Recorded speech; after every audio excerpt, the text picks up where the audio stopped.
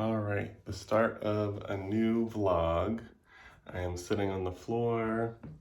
I have Wednesday here in her little carrier with her heating pad on because she is super spoiled. But yeah, I wanted to take some time to talk about this yellow painting as promised. So yeah, I've been posting quite a bit about this painting. I've been working on it for about 2 years. Um, I posted some photos, and maybe I'll insert some in this video too, of how the painting started and ultimately what it ended up looking like. So yeah, it started really kind of darker and more bold and vibrant. I was including a lot of these blues and purples and even a little bit of red and applying some collage material. I reached a point where I kind of liked the painting in that blue purpley state, and I wasn't really sure. And that happens sometimes where like I'll feel like I reached the end, but I feel like I'm not quite happy with it. It's pretty odd, and I think a lot of people probably don't understand that like you can finish something and still have it not be what you want. And that was the case with the painting that kind of lies beneath these layers. And I looked at it for a long time and ended up sanding everything down, and I got it relatively smooth, but since there's a lot of collage material, it's hard to get it perfect. So in order to get that brand new surface I really wanted to bury the old painting, I collaged a digital drawing, and the paper is relatively thick, so that made its way right over all the layers of paint, and then any paint that was showing through from the previous layers, I ended up painting yellow. So it was a really interesting mix of a brand new flat, bright yellow digital drawing with a little bit of, along the edges, there was this really rich kind of yellow texture. And I started building up the paint almost in a similar way, like the main focus was yellow, but it was still pretty vibrant and bold. And slowly I started shifting my focus, and I took out this older, well, I took out this older painting that I did, a smaller one, where I was doing this kind of Agnes Martin like horizon line. And I wanted it to be pretty minimal in composition and color. So really soft and quiet and subtle. And with that focus, I really was driven to finish this painting, and I had that clear vision about what I wanted, which was lacking a bit with the initial painting that I started. So yeah, the collage material with this one, there's a lot of material about love and stuff that I got from my partner, some words and writing about love just in general. And when I shifted the focus, a lot of the collage material got buried, so of course I had to add more. And luckily I had this really beautiful letter that my partner wrote, and it made its way on the surface. Along with a few other things, there's a little bit of like ribbon and fabric and some other collage material that I felt like the painting needed. And yeah, so the painting is really rich in history and color, but also content. Like there are many layers of collected material throughout my life, collected material through my research about love, and primarily from my partner. So that's where the title came from, Lover. It's about my partner, and has a lot of the words that he wrote to me in there, which makes it ultra special.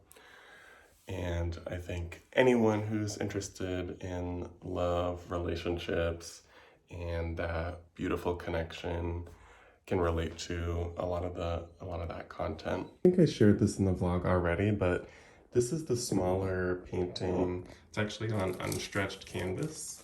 Um, yeah, so this is a smaller painting that I took out as a reference, as like a basic concept that I was using to finish the new painting. And you can see a lot of the similarities in color, composition, and the layering. But obviously, the most notable change is the decision to add these more bold, kind of playful circles. I was looking at it and thinking that I really loved the final image, or what I thought was the final image. And despite that, I still felt like there was something missing. And so I added that element. And of course, it's this particular decision isn't something I've really done before, especially at this scale with these really large shapes. So it was a risk, and I really enjoyed this painting. I actually thought it might have been finished, so taking those risks is a little scary. I was thinking, like, what if this doesn't work out? What if I make these shapes and it just doesn't look right?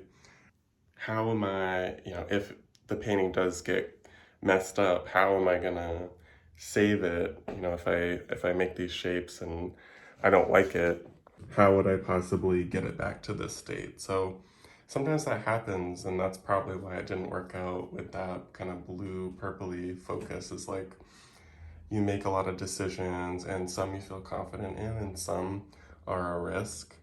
And sometimes the risks don't pay off. When they don't pay off, you gotta sand the painting down, or collage over it, or make another decision. So I don't really use sketches or anything, or any kind of plan to paint, or use as a reference to paint from. So this is kind of new, and I'm doing it twice. Like this painting I used as a reference to help guide this painting.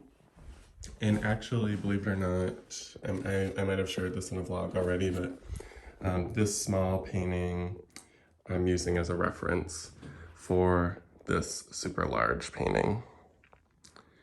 And so similarly, like I'm using this as a guide, as a basic understanding about what I'd like to do with color and composition. But of course, already it's a lot longer and a slightly different shape. So yeah, I'm using the sketch as a little bit of a guide, but I'm totally freeing myself from any rules. If I decide that this painting needs to change in any way, I'll absolutely do that. So yeah, today I think I'm pretty much going to focus on this painting. I'm really into it right now. I worked on it a lot yesterday, just slowly layering some color to try and get it a little bit more closer to what I'm looking for. And we'll see where it goes. I did take a look at some of these smaller panels, and I'm kind of like stuck with a lot of them, and maybe it's just because I've made a lot of paintings that incorporate this composition quite a bit, or maybe I feel a little intimidated by the three-dimensional elements. I'm not really sure, but I'm gonna try and push forward with these in between my time working on that painting, and we'll see what happens with those.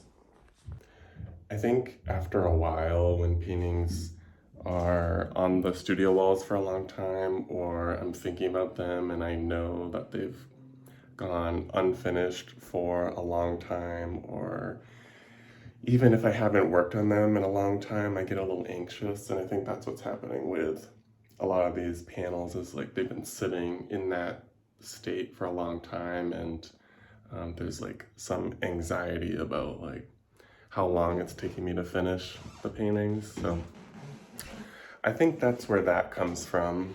Just a little bit of impatience and yeah, I guess just impatience. I try and remind myself that I have a lot of paintings going on all at once, so I'm not going to be able to finish paintings super frequently. Like I think if I focus on one and one alone, I could finish paintings a lot quicker, but since I'm working on like 20, 30, 40, 50 all at once, they do sit in that state for a bit longer.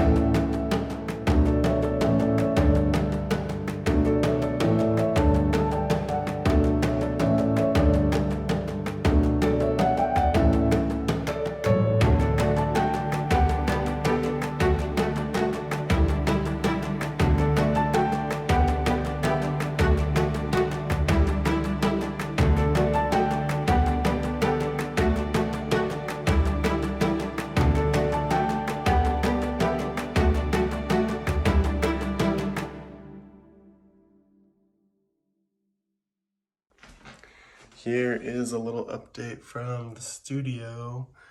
Working on a couple small paintings on paper. Worked on this large painting quite a bit. And I'm actually almost finished with this painting. Just a couple small decisions left and I think it'll be finished. And lastly, I have this painting going, which has changed probably quite a bit since I last checked in. The process of working on this one has been really fun. Like this, just the scale of it, the size of it is really cool to be able to work so intimately with the surface and then be able to step back and experience something totally different. This is the largest painting I've ever worked on, which is really cool, really different. I've always wanted to work really large, and honestly, this is inspiring just to keep working this large, but also even larger. Like, I think I can't really work much larger in this particular space, but definitely in the future. I'm gonna incorporate some larger paintings whenever possible. Yeah, I just need like a 15-foot tall, super giant studio space, and I'll be able to make a lot more large paintings. Actually, in all seriousness, it would be really great to be able to work on these, like have them hung up, have this painting hung up, and have some finished things hung up, some in-process stuff on the walls. Like, that's really the dream. It is kind of a bummer to be able to pretty much only work on one thing at a time, but the positives are that it really forces me to narrow in and focus on one or two paintings at a time. So this week I really wanted to show off some of my sketchbook pages and talk about that a little bit. Morgan and I did a whole entire discussion on our studio practice. That discussion will be live actually the same day as this vlog, so whichever one you watch first, they will support each other and inform each other. Yeah, I'm gonna grab my sketchbook and show off a few important things that I didn't get a chance to in my blog last week and talk a little bit more about it. So, like I mentioned in our weekly conversation that will be live the same time as this vlog, I really struggled to use my sketchbook in a way that worked for me. I always fantasized about a sketchbook that had like color swatches and observational studies, and to be able to like look through it and for it to kind of feel like it tells a story. And when I was using my sketchbook, it felt really forced. Like I was trying to make something very specific in my sketchbook that looked really perfect and almost like exhibition ready. And I don't think, at least for me, that's what I needed or even wanted, actually. Now I think I'm getting a bit closer to the core of what I want my sketchbook to be and how I want it to function as a tool. A lot of times I get out these materials that I don't normally use in my painting practice, like crayons and thick markers and highlighters, and I really loosely sketch out ideas, and it forces me to experiment and loosen up and try new processes, new materials. I also, as you can see, I write a ton of like lists and random stuff that doesn't even necessarily connect to the studio. I also mentioned in the conversation that I don't work front to back. A lot of times I'll just kind of open up a page and start writing, start drawing. This is the page I mentioned in the conversation about doing this pros and cons list of grad programs. Some more crayon drawings, colored pencil drawings that I mentioned, and yes, and this is something I quickly showed in the conversation. I really love language, I love words. I think that's why I incorporate a lot of collage, because collage usually inherently has a pattern or words. So in the sketchbook, I'm not really collaging a lot, so I think it's pretty natural that I am like writing words. This is probably a good example of when I was really trying to force these like very finished drawings, and while I do like this, I think kind of loosening up and doing these more sketchy drawings is giving the sketchbook a purpose that differs from what I do in my more finished paintings. Like a lot of artists, I have a few different sketchbooks, and this is one in particular that's small that I carried around with me, and this is what I referenced in the talk. This is a Anna Hepler quote. I actually got to see her speak. This was the 4 rules of life, I guess you could say, that she mentioned. 1, do something you don't know how to do. 2, say who you are, don't sell who you are. And it goes on and on. You can always give more than you think you can, with a lot of notes in between that I actually frequently take out this small sketchbook and look at that quote in particular. And then for a long time I thought this was problematic, but I am such a person that loves drawing on just random scraps of paper. I think this is one, yeah, this is like a printout that a good friend of mine gave me of an article about love that I painted on, and I expected to use as collage material, but I drew on the back, and I love this drawing. I talked about it a lot in my blog, and I talked a lot about it in my conversation with Morgan, so I won't go into too much detail, but I love drawing on random pieces of paper, and I consider that my sketchbook practice too.